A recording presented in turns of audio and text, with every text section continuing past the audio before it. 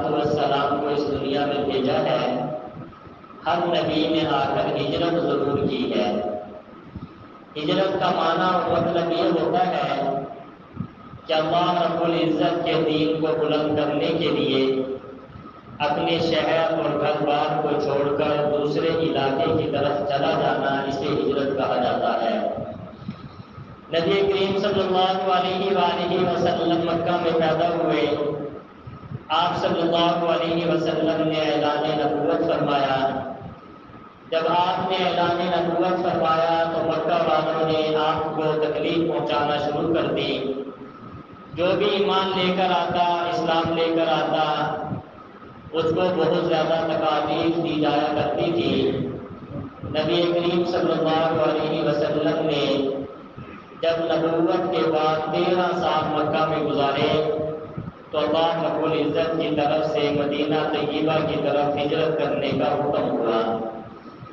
सामीन मोहतरम, सरवरे कायनात सल्लल्लाहु अलैहि वसल्लम की जो नबूवत की इब्तदा है वो भी ख्वाबों के साथ हुई, और नबी करीम सल्लल्लाहु अलैहि वसल्लम की जो हिजरत की इब्तदा है वो भी सच्चे ख्वाबों के साथ हुई। रिवायात के अंदर आता है नबी करीम सल्लल्लाहु अलैहि वसल्लम को भी अभी अल्लाह ने नबूवत अता नहीं फरमाई थी। प्यारे नबी फरमाते हैं कि 6 महीने पहले मुझे सच्चे ख्वाब आना शुरू हो गए थे। मैं रात को कोई चीज़ ख्वाब के अंदर देखता, सुबह को वो चीज़ रोज़े रोशन की तरह पूरी हो जाया करती थी। नबी करीम सल्लल्लाहु अलैहि वसल्लम की जो हिजरत का आगाज़ हुआ वो भी सच्चे ख्वाबों के साथ हुआ।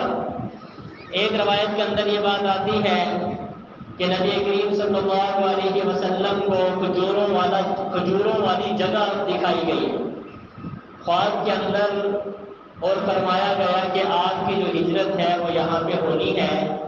कोई जगह का तायुन नहीं किया गया जहाँ पे बहुत ज़्यादा खजूरों के दरख्त थे। नबी करीम सल्लल्लाहु अलैहि वसल्लम को ख्वाब के अंदर दिखाए गए।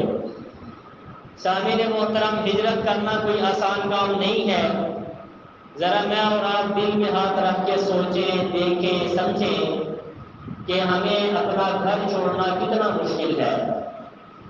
एक आदमी अगर किसी के यहाँ मेहमान हो जाए तो आप हज़रात समझते हैं कि रिश्तेदार भी वहाँ पे होते हैं, ताल्लुक़ भी होता है, मोहब्बत भी होती है, लेकिन अपना मकान चाहे झोपड़ी ही क्यों ना हो, चाहे इंसान का अपना शहर बिल्कुल कम से कम तक क्यों ना हो, इंसान को अपना शहर, अपनी झोपड़ी और अपना मुल्क बहुत ज़्यादा महबूब हुआ करता है। सहाबा इकराम रिज़वानुल्लाहि ताला अलैहिम अजमईन ने एलाए कलिमतुल्लाह के लिए अपने घरों को छोड़ा। सहाबा इकराम रिज़वानुल्लाहि ताला अलैहिम अजमईन ने अल्लाह के दीन को फैलाने की खातिर अपने शहर को छोड़ा, अपने घरों को छोड़ा, अपने बच्चों को छोड़ा, अपने दीन को छोड़ा। तो हिजरत जो है ये बहुत बड़ा अहम एक उसूल है शरीयत के अंदर कि जितने अंबियाए किराम अलैहिमुस्सलाम तशरीफ़ लाए, अल्लाह रब्बुल इज़्ज़त ने हर नबी को हिजरत करने का हुक्म दिया। नबी करीम सल्लल्लाहु अलैहि वसल्लम भी मक्का से हिजरत करके मदीना तय्यबा में तशरीफ़ ले गए। सरवरे कायनात सल्लल्लाहु अलैहि वसल्लम तौहीद की दावत दिया करते थे, लोगों को इस्लाम की तरफ बुलाया करते थे। लोग नबी करीम सल्लल्लाहु अलैहि वसल्लम पर ईमान लाकर इस्लाम में दाखिल हो जाया करते थे। बिलाखिर कुफ़ार को ये बात पसंद ना आई और वो कोशिश करने लगे कि किसी तरीके से मज़हब इस्लाम में रुकावट पैदा कर दी जाए, ये मज़हब फैले ना, यहीं पे रुक जाए और ये आगे बढ़ने से रुक जाए। ये उन्होंने आपस में मशवरा करना शुरू कर दिया। रिवायात के अंदर आता है कि मक्का के अंदर एक घर था जिसको दारुल नुदवा कहा जाता था। दारुल नुदवा ये ऐसा घर था कि उन्होंने एक ख़ास मकान अलग मुतय्यन किया हुआ था कि जिस किस्म के भी मशवरे होते तो दारुल नुदवा में हुआ करते थे। जिस किस्म का भी मशवरा करना होता, चाहे वो सियासी मशवरा हो, चाहे दीनी मशवरा हो, चाहे मुआशी मशवरा हो, तो वो सारे के सारे दारुल नुदवा में इकट्ठे हो जाया करते थे और वहाँ पे मशवरे हुआ करते थे। वहाँ पे मशवरे तय करने के बाद आगे उस पर अमल किया जाता। نبی کریم صلی اللہ علیہ وسلم کے خلاف، مذہب اسلام کے خلاف، آپ کے لائے ہوئے دین کو روکنے کے لیے کفار کے جو بڑے بڑے سردار تھے، مشرکین کے جو بڑے بڑے سردار تھے، انہوں نے دارالندوہ کے اندر مشورہ کیا اس بات پر کہ کس طریقے سے مذہب اسلام کو روکا جائے، کس طریقے سے نبی کریم صلی اللہ علیہ وسلم کی دعوت کو روکا جائے، کس طریقے سے مذہب اسلام کو ختم کیا جائے۔ اس بارے میں میٹنگ ہوئی اور مشورہ ہوا۔ اس مشورے کے اندر قریش کے بڑے بڑے سردار، کفار بڑے بڑے جو وہاں اس وقت موجود تھے، ابو جہل ہو گیا، اسی طریقے سے عقبہ ہو گیا، اسی طریقے سے ابو سفیان ہو گیا، یہ بڑے بڑے سردار تھے یہ وہاں پہ جمع ہوئے۔ اب مشورہ شروع ہو گیا کہ نبی کریم صلی اللہ علیہ وسلم کو مذہب اسلام کی دعوت سے کیسے روکا جائے۔ مفسرین نے لکھا ہے، سیرت کی کتابوں میں لکھا ہوا ہے کہ جب مشورہ شروع ہوا تو شیطان جو ہے یہ شیخ نجدی کی صورت کے اندر وہاں پہ داخل ہوا، شیخ نجدی کی صورت میں داخل ہوا اور ان سے پوچھنے لگا کہ اگر کوئی مشورہ میں دوں تو میرے اندر آنے کی اجازت ہے یا نہیں ہے، یا مشورہ دینے کی اجازت ہے یا نہیں ہے۔ تو انہوں نے کہا آپ بھی آ جائیں، ہم مشورہ کر رہے ہیں تو آپ بھی مشورہ دے دینا۔ بالآخر مشورہ شروع ہوا۔ بعض لوگ کہنے لگے کہ نبی کریم صلی اللہ علیہ وسلم کو بیڑیوں میں جکڑ دیا جائے۔ جب آپ کو بیڑیوں میں، سنگوں میں قید کر دیا جائے گا تو آپ لوگوں کو دین کی دعوت نہیں دیں گے، اسلام کی دعوت نہیں دیں گے، مذہب اسلام یہی رک جائے گا، لہذا یہ دین یہیں پر یہی ختم ہو جائے گا۔ یہ بات حضرات نے یہ مشورہ دیا لیکن یہ مشورہ پاس نہ ہو سکا۔ شیخ نجدی جو شیطان تھا، جو انسان کی شکل میں آیا ہوا تھا، اس نے یہ بات کہی کہ اگر آپ اس کو بیڑیوں میں جکڑ دیں گے تو جو لوگ اس پر ایمان لے کر آئے ہیں، اس کو اللہ کا نبی تسلیم کرتے ہیں، وہ لوگ مضبوط ہیں اور وہ آپ کو سزا دے کر، تکلیف پہنچا کر اپنے اس نبی کو چھڑوا دیں گے، لہذا اس مشورے پر عمل درآمد نہ ہو سکا، اس پر ساروں کا اتفاق نہ ہو سکا۔ پھر دوسرا مشورہ یہ آیا کہ کسی طریقے سے نبی کریم صلی اللہ علیہ وسلم کو جلا وطن کر دیا جائے، مکہ سے نکال دیا جائے، کسی دور دراز علاقے میں چھوڑ کے آیا جائے، تو اس طریقے سے مذہب اسلام ختم ہو جائے گا، دین کی دعوت ختم ہو جائے گی۔ شیخ نجدی جو تھا، وہ شیطان جو شیخ نجدی کی شکل میں آیا تھا، اس نے کہا کہ یہ مشورہ بھی بہتر نہیں ہے، کیونکہ تم دیکھتے نہیں ہو کہ اس کی زبان کے اندر مٹھاس ہے، اس کی گفتگو کے اندر بڑا پیار ہے، اس کے اخلاق بہت اچھے ہیں، کہ جس علاقے میں جائے گا وہاں پہ اپنے دین کو پھیلائے گا، پھر اپنے ماننے والوں کو لے کر آئے گا اور ہم پہ حملہ آور ہو جائے گا۔ اس مشورے پر بھی اتفاق نہ ہو سکا۔ تیسرا مشورہ جو دیا وہ ابو جہل نے دیا۔ ابو جہل بڑا دائن تھا، نبی کریم صلی اللہ علیہ وآلہ وسلم کا بہت بڑا دشمن تھا ابو جہل۔ یہ جس کو ابو جہل کہا جاتا ہے، نبی کریم صلی اللہ علیہ وآلہ وسلم نے ہی سب سے پہلے ان کو ابو جہل کہا کہ جہالت کا باپ ہے، سب سے بڑا جاہل ہے۔ اس نے مشورہ دیا کہ ایسے کرتے ہیں، نبی کریم صلی اللہ علیہ وسلم کو قتل کر دیتے ہیں۔ یہ مشورہ جب دیا تو شیخ نجدی جو شیطان تھا بڑا خوش ہوا، کہنے لگا یہ تو بہت اچھی جو ہے، بہت اچھی بات ہے، یہ بہت اچھی رائے ہے، اس پر تو عمل ہونا چاہیے۔ اب جب عمل ہونا چاہیے تو ان کو خوف اور خطرہ تھا کہ نبی کریم صلی اللہ علیہ وسلم کا خاندان بہت مضبوط خاندان تھا، آپ قریش میں سے تھے، آپ ہاشمی بھی تھے، تو پھر ڈر رہے تھے کہ اگر ہم حضور کو قتل کر دیں تو پھر اس کے بدلے میں جو آدمی قتل کرے گا وہ بدلے میں قتل کیا جائے گا اور دشمنی اور لڑائی جھگڑے کا سلسلہ شروع ہو جائے گا۔ یہ بات سامنے آئی۔ جب یہ بات سامنے آئی تو انہوں نے کہا کہ ایسے کرتے ہیں، جتنے قبائل مکہ میں رہتے ہیں سارے کے سارے قبائل والے اپنے ایک نوجوان کو دیں، ہر قبیلے سے ایک نوجوان آ جائے اور رات کو نبی کریم صلی اللہ علیہ وسلم کے گھر کا محاصرہ کیا جائے، آپ کو قتل کر دیا جائے۔ اتنے سارے لوگوں کو وہ کیسے قتل کر سکیں گے؟ آخر کے اندر دیت دے کر ہمارا فیصلہ ہو جائے گا۔ بہرحال اس بات پر اتفاق رائے ہو گیا کہ نبی کریم صلی اللہ علیہ وسلم کو قتل کرنا ہے اور اس بات پر اتفاق ہو گیا کہ نبی کریم صلی اللہ علیہ وسلم کے قتل کرنے میں جتنے قبائل موجود ہیں ہر قبیلے کے افراد موجود ہوں گے تاکہ بعد میں بدلہ نہ لیا جا سکے بلکہ پیسے دے کر دیت دے کر سلو سپائی ہو جائے گی۔ صبح کو یہ مشورہ ہوا، اللہ رب العزت نے نبی کریم صلی اللہ علیہ وآلہ وسلم کو وحی کے ذریعے اطلاع فرما دی کہ ان کا آپس میں یہ مشورہ ہوا ہے، لہذا آپ جو ہے آپ ہجرت کا ارادہ فرما لیں۔ نبی کریم صلی اللہ علیہ وسلم کا معمول تھا کہ آپ عشاء کی نماز پڑھا کرتے تھے، جب ایک حصہ رات کا گزر جایا کرتا پھر نبی کریم صلی اللہ علیہ وسلم باہر صحن میں لیٹ جایا کرتے تھے، ازواج مطہرات میں سے کوئی آ کر وہاں پہ بیٹھ جاتی، کچھ دیر نبی کریم صلی اللہ علیہ وسلم سورتیں پڑھا کرتے تھے، سورتیں پڑھنے کے بعد پھر نبی کریم صلی اللہ علیہ وسلم آرام فرماتے، پھر صبح کو جلدی بیدار ہو کر تہجد کی نماز پڑھا کرتے تھے۔ نبی کریم صلی اللہ علیہ وسلم کا یہ معمول تھا۔ آپ کی سیرت سے ہمیں سبق ملتا ہے کہ آپ نماز پڑھتے، نماز کے بعد گھر کے صحن میں بیٹھتے قرآن مجید کی صورتیں پڑھا کرتے تھے۔ اس کے اندر بہت بڑا ہمارے لیے بھی سبق ہے کہ عشاء کے بعد فضول دنیاوی باتیں کرنا یہ منع ہے، اس چیز سے ہمیں بچنا چاہیے۔ گھر میں فوراً جا کر ہمیں قرآن مجید کی تلاوت کرنی چاہیے۔ جب گھر میں بیٹھ کے ہم خود قرآن مجید کی تلاوت کریں گے تو ہمارے گھر والے، ہمارے بچے جب دیکھیں گے تو ان کو قرآن مجید پڑھنے کی عادت پڑ جائے گی، اور ان کو اچھے طریقے سے جب تلاوت قرآن مجید کی عادت پڑ گئی تو رات کو جلدی سونا اور صبح بیدار ہونا یہ بہت آسان ہو جائے گا۔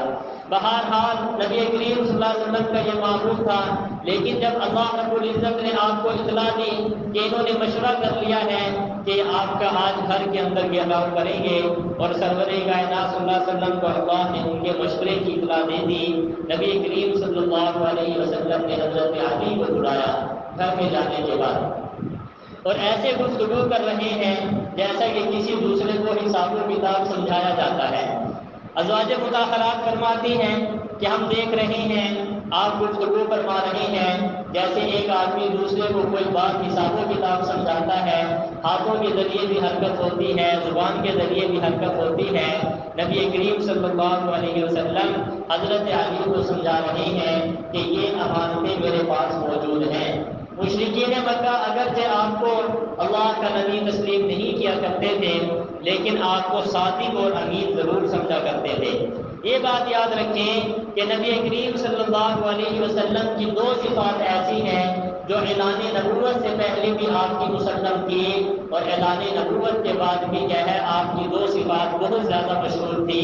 پہلی صفت تھی صادق، کہ آپ ہمیشہ سچ بولا کرتے تھے، اور دوسری صفت جو نبی کریم صلی اللہ علیہ وسلم کی تھی وہ امین تھی، کہ آپ امانتوں کا خیال کیا کرتے تھے، امانتوں کے اندر خیانت نہیں کیا کرتے تھے۔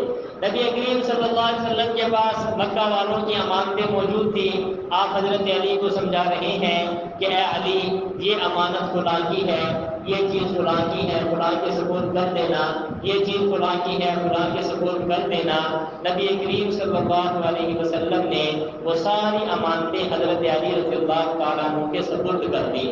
رات کا وقت ہے، آپ امانتیں سپرد کر رہے ہیں، آپ نے حضرت علی کو کہا کہ آپ میرے بستر پر لیٹ جانا۔ سرور کائنات صلی اللہ علیہ وسلم جب رات کا ایک حصہ گزرا تو نبی کریم صلی اللہ علیہ وسلم باہر نکلے۔ جب باہر نکلے تو ابو جہل بڑا شور شرابہ کر رہا تھا، کہہ رہا تھا کہ یہ پیغمبر اپنے ماننے والوں کو کہتا ہے کہ حکومت دنیا پر تمہاری ہوگی، مذہب اسلام کا جھنڈا جو ہے بلند ہوگا، مذہب اسلام پھیل جائے گا۔ آج ہم دیکھتے ہیں کہ اس کا دین کیسے پھیلے گا، اس کا مذہب کیسے پھیلے گا، اس قسم کی وہ مزاح کر رہا تھا۔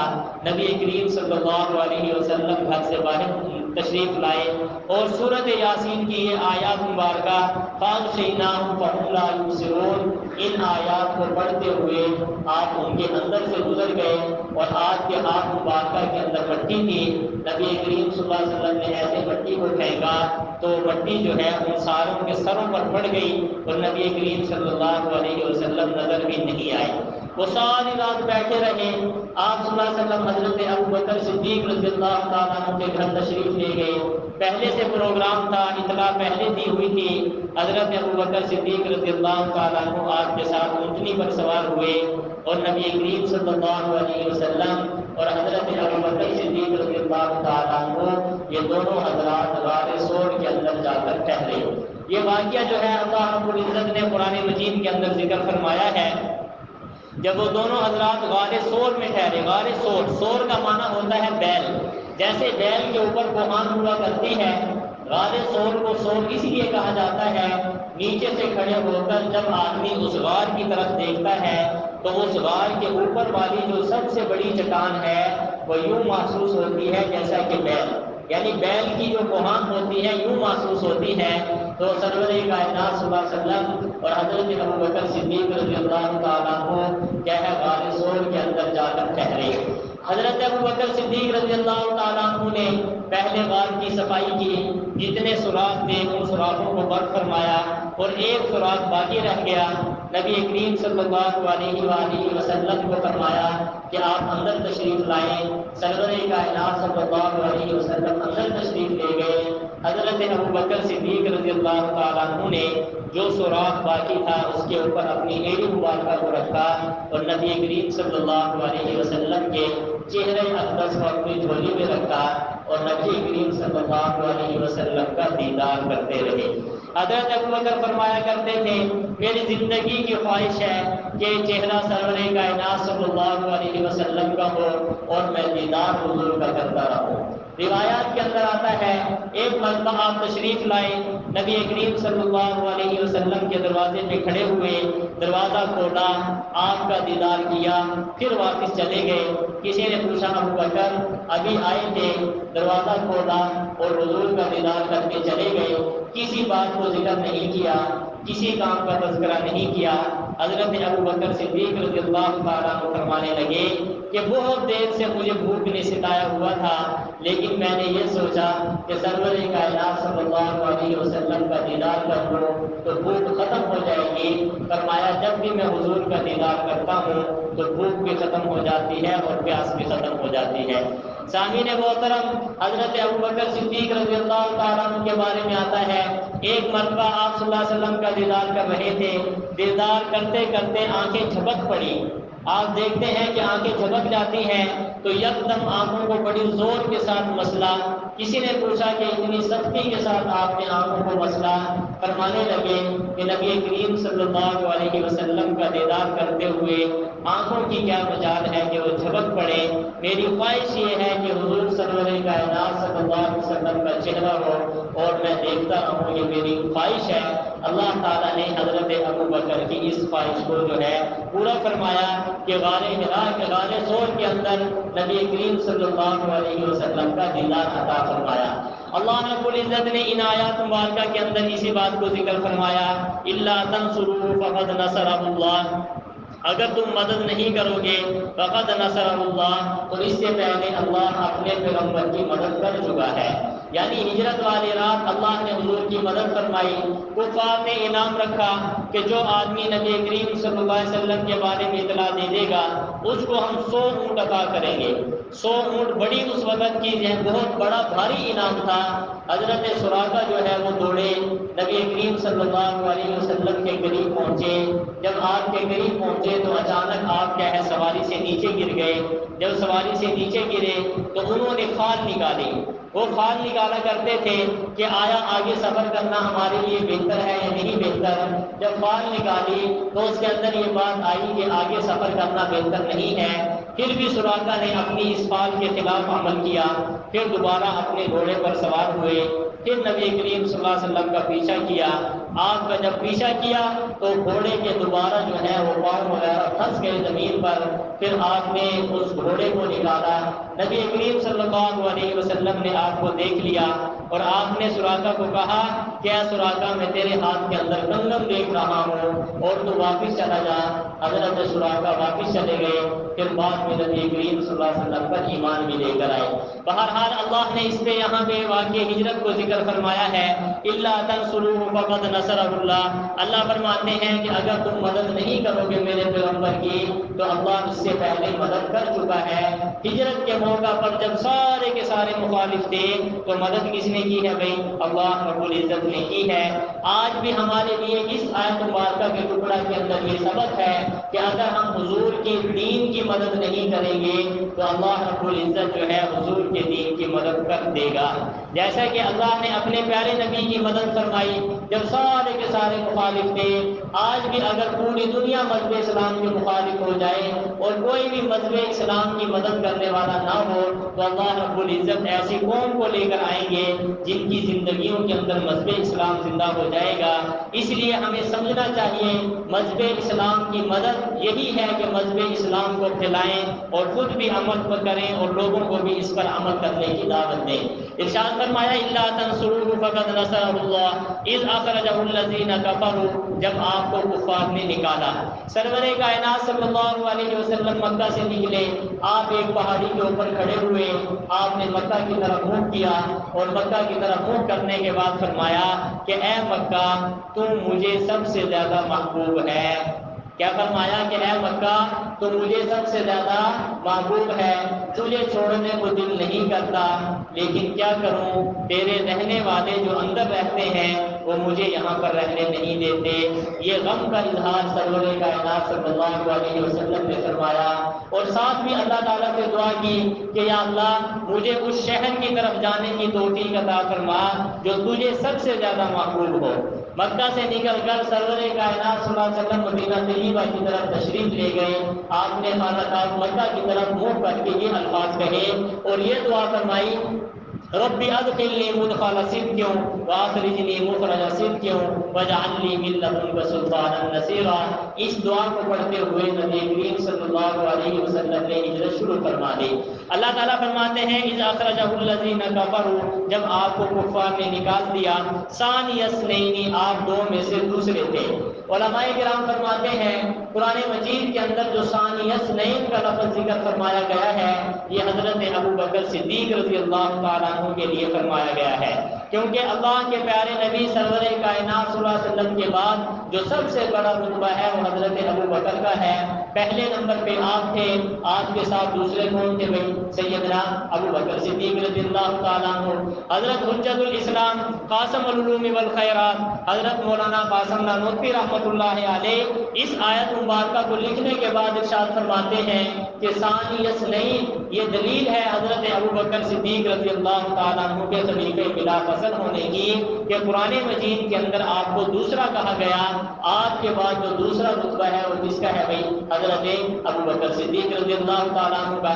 اور فرمایا کہ ہر مقام پہ ابو بکر دوسرے نمبر پہ نظر آئیں گے۔ فرمایا کہ حضرت ابو بکر صدیق آپ کو روضہ اقدس کے اندر دیکھ لو، سب سے پہلے نبی کریم صلی اللہ علیہ وسلم کی قبر مبارکہ ہے اور آپ کے ساتھ قبر کس کی ہے بھائی؟ حضرت ابو بکر صدیق رضی اللہ تعالیٰ عنہ کی۔ فرمایا کہ غار کے اندر دیکھ لو، حضرت آپ صلی اللہ علیہ وسلم کے پاس ساتھ کون ہے بھائی دوسرے نمبر پہ؟ حضرت ابو بکر صدیق رضی اللہ تعالیٰ عنہ۔ حتیٰ کہ اگر آپ حضرات یہ دیکھیں سرور کائنات صلی اللہ علیہ وسلم نے ایک روایت کے اندر یہ بات ارشاد فرمائی کہ جب سور پھونکا جائے گا لوگ قبروں سے نکلیں گے، فرمایا سب سے پہلے میری قبر کھلے گی، میں اپنی قبر سے نکلوں گا، میرے بعد جو قبر کھلے گی وہ حضرت ابو بکر کی کھلے گی۔ فرمایا کہ اس روایت کے اندر کہ دوسرے نمبر پہ کون ہے بھائی؟ حضرت ابو بکر صدیق رضی اللہ تعالیٰ عنہ۔ فرمایا کہ حوض پر بھی جو دوسرے نمبر پہ ہوں گے وہ کون ہوں گے؟ حضرت ابو بکر صدیق رضی اللہ تعالیٰ عنہ۔ نبی کریم صلی اللہ علیہ وسلم نے فرمایا کہ میں حوض کوثر پر کھڑا ہوں گا میرے ساتھ ابو بکر ہوں گے اور پھر اس کے ساتھ کون ہوں گے؟ عمر ہوں گے۔ فرمایا کہ میں حوض کوثر سے پانی بھر بھر کے ابو بکر و عمر کو دوں گا اور ابو بکر و عمر آگے امت کے اندر تقسیم فرمائیں گے۔ حوض پر بھی حضور کے پاس دوسرے نمبر پہ کون ہے بھائی؟ حضرت ابو بکر۔ روضہ اقدس میں بھی سرور کائنات صلی اللہ علیہ وسلم کے ساتھ دوسرے نمبر پہ کون ہے؟ حضرت ابو بکر۔ غار کے اندر دیکھ لیں آپ صلی اللہ علیہ وسلم کے پاس دوسرے نمبر پہ کون ہے بھائی؟ حضرت ابو بکر رضی اللہ تعالیٰ عنہ۔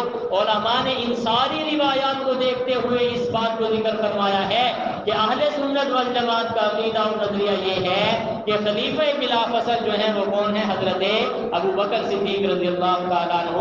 اور جہاں پر اور دلائل ہیں یا ایک یہ دلیل بھی ارشاد فرمائی ثانی اثنین اذ ہما فی الغار، غار کے اندر حضور کے ساتھ دوسرے کون تھے بھائی؟ حضرت ابو بکر رضی اللہ تعالیٰ عنہ۔ آگے فرمایا اذ ہما فی الغار اذ یقول لصاحبہ، جب آپ اپنے ساتھی کو کہہ رہے تھے۔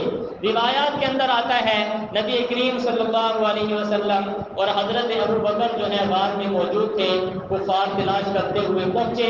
حضرت ابو بکر نے ان کفار کے پاؤں کو دیکھ لیا۔